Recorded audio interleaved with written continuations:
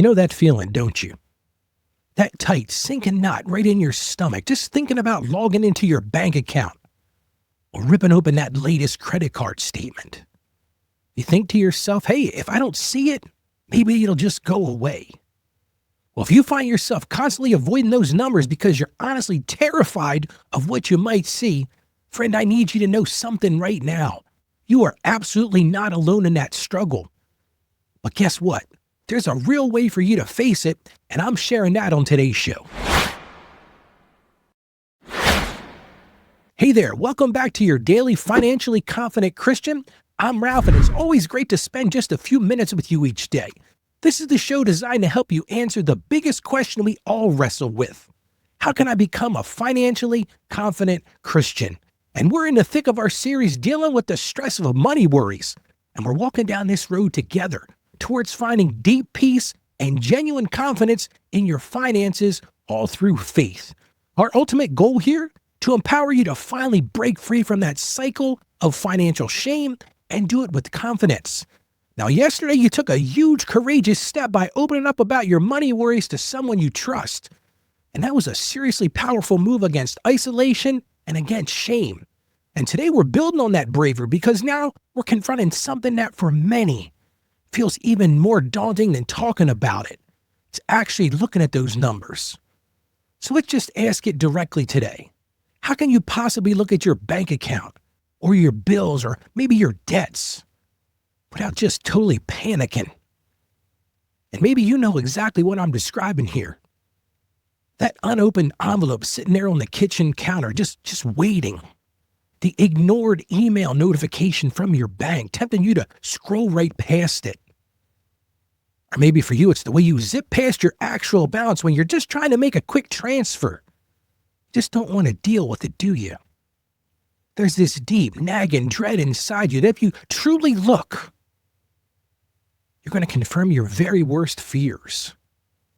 That things are far worse than you could have even imagined. And that you'll feel utterly, totally overwhelmed, or that you simply won't have a clue what to do next. This overwhelming fear, that deep-seated anxiety, it just pushes you into avoidance.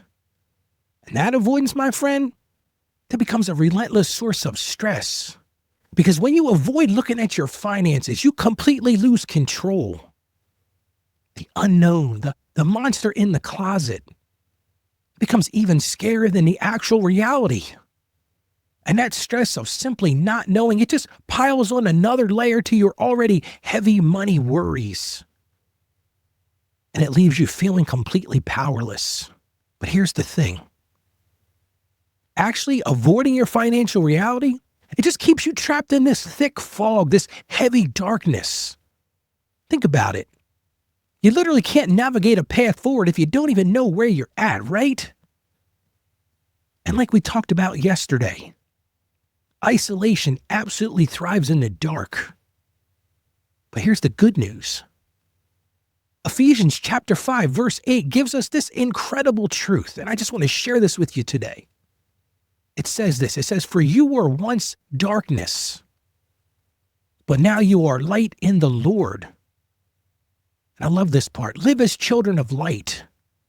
Now, while that verse carries a really deep spiritual meaning, the powerful principle totally applies here too. See, bringing things into the light always allows you to see clearly. It allows you to understand, and it allows you to gain crucial clarity. And here's another vital truth for your heart, especially when you're feeling that fear. God has not given you a spirit of fear. Look at 2 Timothy chapter 1, verse 7. It's such a powerful, liberating reminder for you.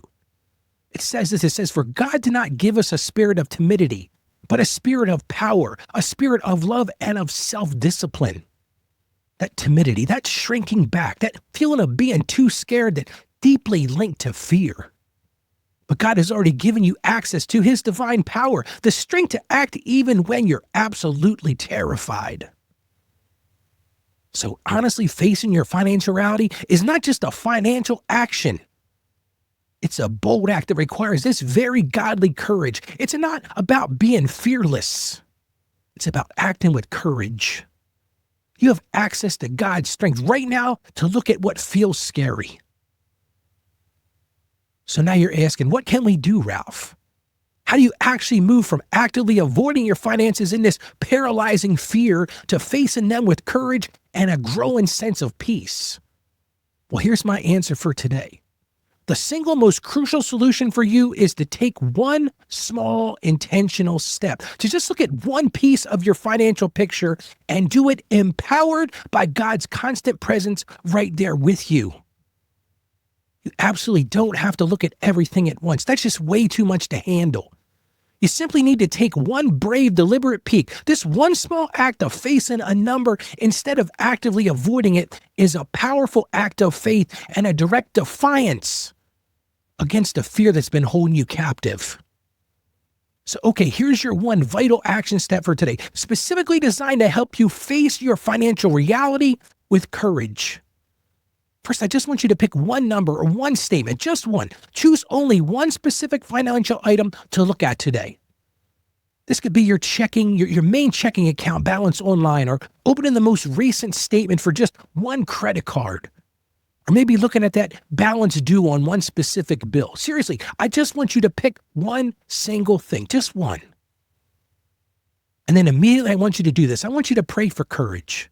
Before you click, before you open, before you even glance, I just want you to pause. I want you to take a deep, cleansing breath and offer a simple, heartfelt prayer. Say something like this.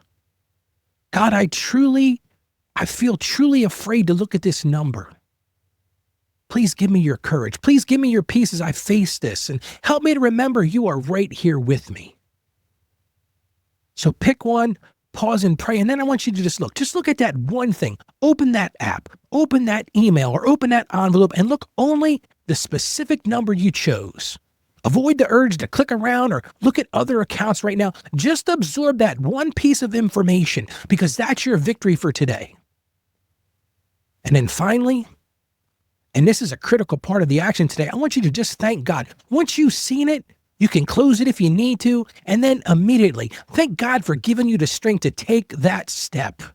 And now I want you to resist that urge to get lost in negative self-talk. It's easy to go there, but you just did an incredibly brave thing. Let's talk about why this helps you so much. See, this single action, it directly fights that nagging struggle of avoidance and that paralyzing fear that it creates within you. It brings a crucial piece of your financial picture into the light, allowing liberating truth. And hear me on this. Allowing liberating truth to replace that scary unknown. It's a tangible, practical way for you to exercise the spirit of power and self-discipline that God has already given you. Well, let's pray together. Father God, thank you for the powerful reminder that you have not given us a spirit of fear. Lord, we confess that facing our financial numbers often feels overwhelming. It feels scary, and it leads us to avoid them. Lord, please fill us with your courage and your peace right at this very moment. As my friend takes this brave step to look at one financial number today, be intimately with them, Lord. Calm their anxiety. Grant them crystal clear clarity, Lord, and help them to trust you. Because you are definitely bigger than any number that they will possibly see. And Lord, we just thank you for empowering us to walk boldly in light and truth. And we ask this in Jesus' name. Amen. Taking that step to look at your finances, even just one number, you've done something. This is an incredibly brave and empowering move for you. You're actively shifting from avoidance to decisive action, empowered by God's strength. And I'm just going to encourage you to keep taking these steps. And if this episode encouraged you to face your numbers, please consider sharing it. I'm sure you have a friend or someone you know who may be dealing with this issue as well.